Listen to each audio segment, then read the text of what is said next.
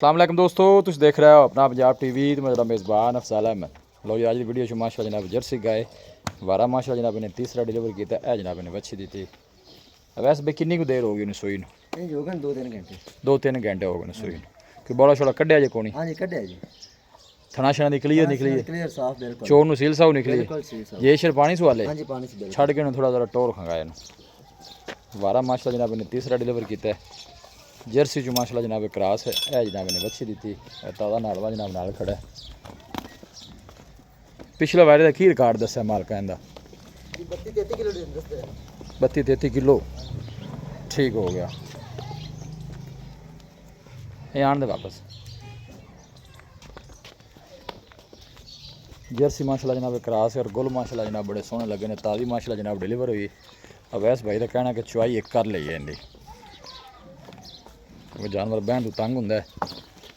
जेर वाला जनाब ने पानी है। जर्सी की नस्ल ना क्रॉस? चोलस्तानी? जर्सी और चोलस्तानी माशाल्लाह जनाब ब्रीड है।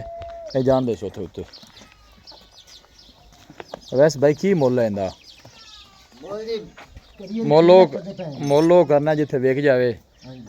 मोल करके ड्रामी ना बस। 5,85,000 तुम मुल करते पे जे। तो फाइनल किन्ने दी देनी है? 5.5 दी। 5.5 दी? हाँ जी। 5.5 भी मुहब्बत प्यार हो जासी? कर लेते थोड़ा की ख्याल है? कोने तीसरे बारे दसदे पे जे। हाँ जी, हाँ जी। ये दूध कितना को करेगी? इंशाल्लाह मन क्रॉस करेगी जी। मैं तो नहीं मन क्रॉस करेगी जी इंशाल्लाह। अच्छा जी। हाँ जी।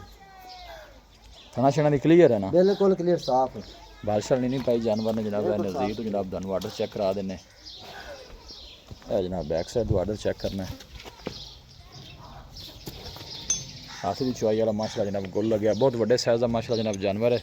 जर्सी और चोलस्तानी माशाल्लाह जनाब ब्रीड है। जनाब ने बच्चा दिता 5.5 क्या जी? हाँ जी। मजीद भी कोई मुहब्बत प्यार है? मुहब्बत प्यार हो जासी बिल्कुल। वैस भाई का कहना है कि मजीद भी जनाब मुहब्बत प्यार इंशाल्लाह जी ना होगी जी।